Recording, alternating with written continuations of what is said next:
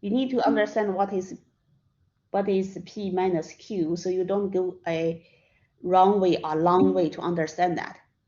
That's a difference in the number of slopes. Okay, that's exactly number of parameters you want to test. Regardless the size of the full model, at least it is at least needs to be 3, right? P equal to 3, because you already show P3 here. P equal to 3 here. So P for this example has at least 3 slopes. But you want to test if 2 of them are 0. The difference between P and Q is exactly 2. How many parameters you put here to test is exactly the value of P minus Q, okay? Any question? Because the Q here is the remaining non-zero slopes in the reduced model. The reason you get rid of some of slope is because you assume it to be 0, right? The difference between P and Q is exactly how many slopes you think they are 0, assumed to be 0. All right. So in other words, this is the chi-squared variable divided by its degree freedom. Chi-squared variable divided by its degree freedom here. So you get a F.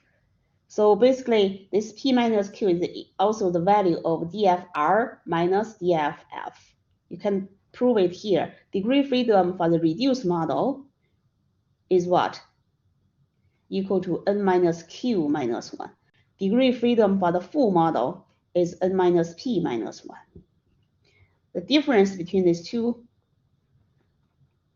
yeah, it should be easy to see. DFR minus DFF is exactly P minus Q.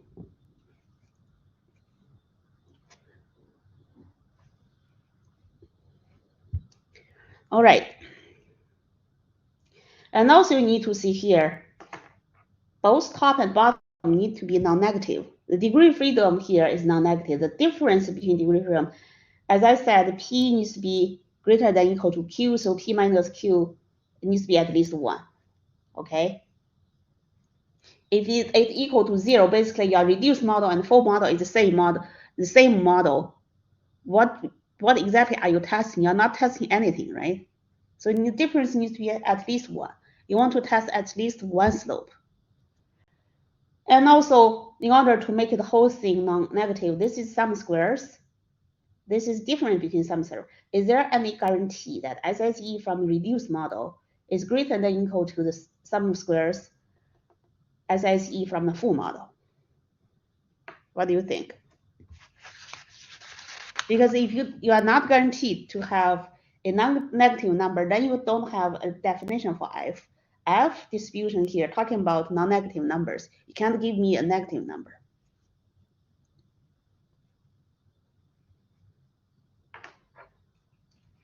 Okay, say it under the null.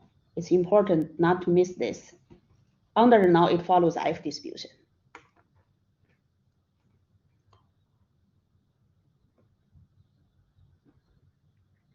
So what do you think the SSE coming from the reduced model is greater than or equal to the SSE coming from the full model?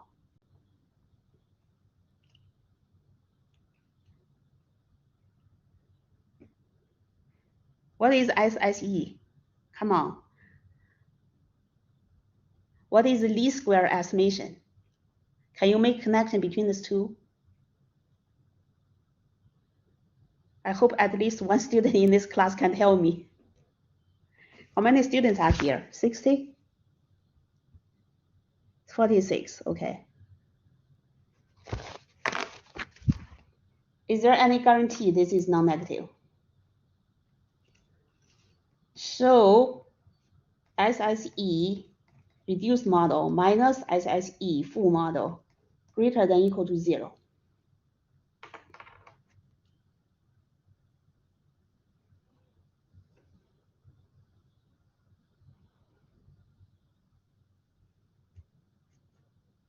Okay, if nobody wants to, so probably I will ask the question next time for your homework. No, I give you a hint here. Make some connection about what is the least square estimation, LSE, What is the principle we use to estimate the parameter beta? It's called the least square estimation. What is meaning of that?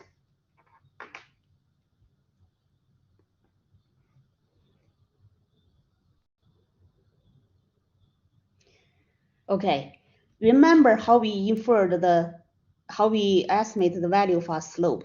Do you remember?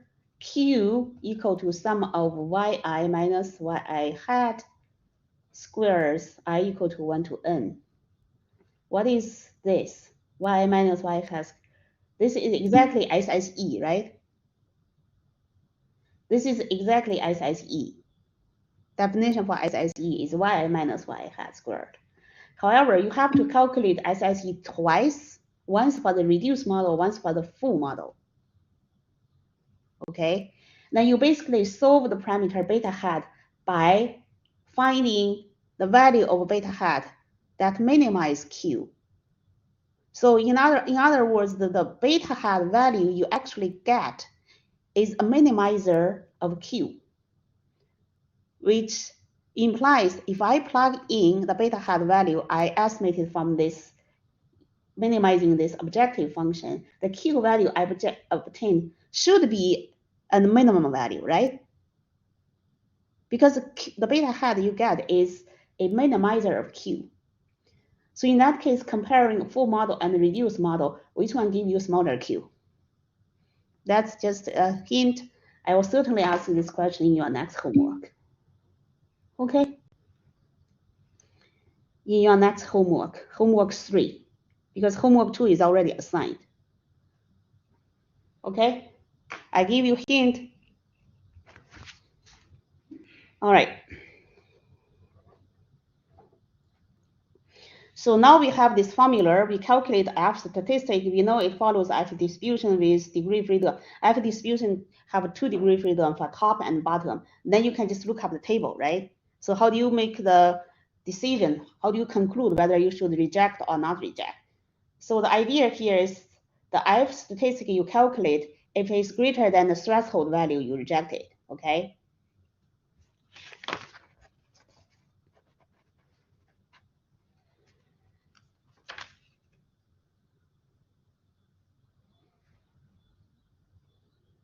So let's continue from here. This is something additional question I asked. Let's continue from here. So in order to continue with the hypothesis testing here, so the rejection rule says if the F star you calculated is larger than the threshold F alpha, reject no.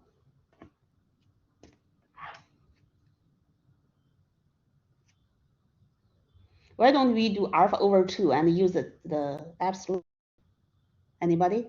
This looks like, okay, first of all, F is a non-negative. It does never get to the negative side. You have some F distribution, which is not symmetrical around anything. It's also zeros here. It's always on non-negative. So your threshold F alpha, okay, F alpha with this degree freedom, P minus Q and minus P minus 1 is right here. So if you observe your F star here is greater than the threshold value, you should just reject. The area under the curve for this side is already alpha. It looks like a one-tailed test, right? Some people will get confused again. Okay, does this look like a two-tailed test? How come you are giving me a one-tailed test? Does that bother you? This looks like a two-tailed test because the special case of 3 can be 1, right?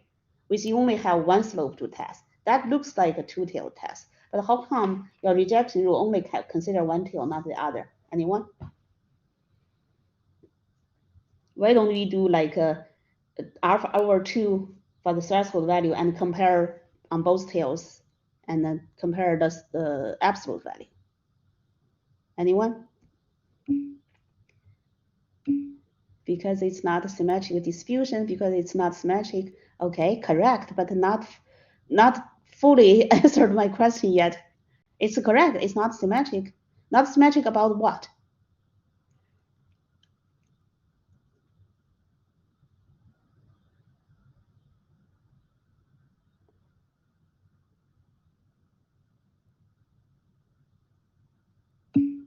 About 0, right? Okay, it's not symmetrical about 0. F distribution completely, the definition here is on the non-negative side. You never go to the negative side here, okay? So basically, if you observe anything on the right, that is small probability thing here. All right.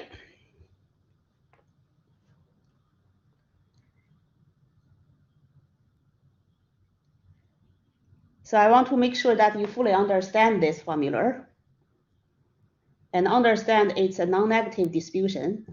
So if needed, you probably go home to look at what is the definition for F distribution, right?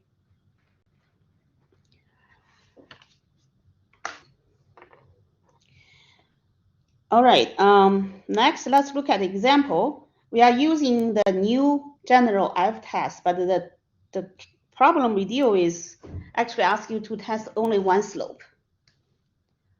So let's say the full model says y equal to beta 0 plus beta 1 x1, beta 2 x2, beta 3 x3, epsilon. So you have 3 slopes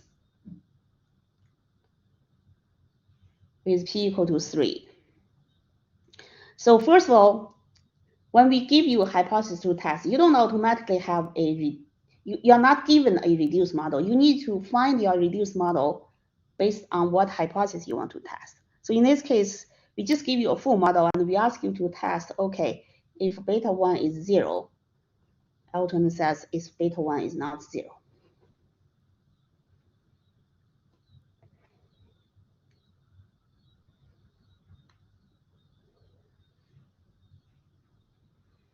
So in this case, when you have multiple predictors, when you test if one slope is 0, the meaning interpretation of this test is to test if the significance of the x1 predictor variable after x2, x3 have been taken into account, whether that is significant. You're not talking about whether a beta 1 is significant without looking at others. You're talking about, okay, after the effects of x2, x3 have been taken into account, you're just considering when the model already have x2, x3, whether beta 1 is still significant, okay?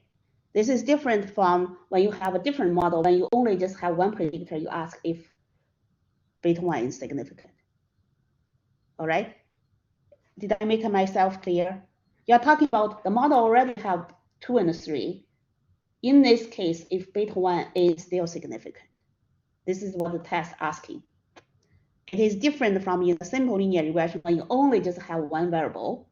You ask if beta 1 is significant, because you could get different result. The two do not necessarily agree with each other. All right, so given this test, what is a reduced model?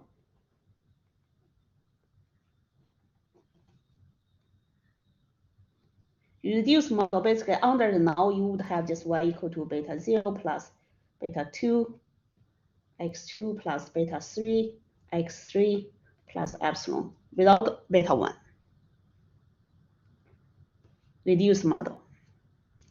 So in this case, what is the degree freedom for F? You first find your F statistic following this formula. You get SSE for the reduced model with only 2 and 3, minus SSE for the full model coming from here. You need to calculate SE separately. Basically, you need to fit the data, fit the model into the data to calculate all the beta. And again, doing here, all the beta had not necessarily agree with each other when you fit the two models to the same data. Then you calculate what I had based on different model respectively, calculate the SSE respectively. Okay? And what is a P minus Q here? You don't need to actually calculate degree freedom with this and this. You basically need to look at how many parameters are here. There's only one, so divide by 1. That's the top. Divided by SSE from full model and the degree freedom of full model, that is n minus p minus 1, p equals to 3, so n minus 4. Okay, that's F. So this one follows if distribution with 1 and n minus 4 degree freedom. What is the value for n? I think so I don't have specific data here, so basically assume it's just a symbolic notation here. So in this case, no data, no specific value for, but we are asking you just to test beta 1 here. So in the rejection rule method, if f star is greater than f alpha threshold for this degree of freedom, reject no. Okay.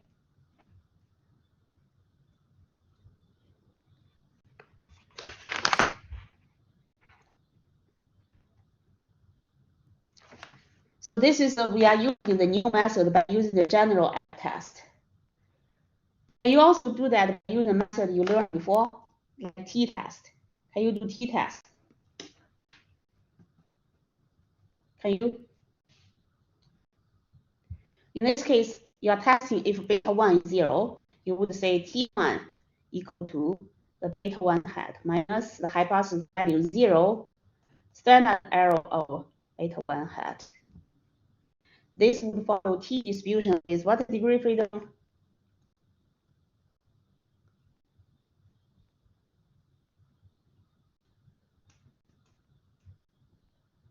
What is the degree of freedom? But T, you just learned t-test. Did you already forget? Like half an hour ago.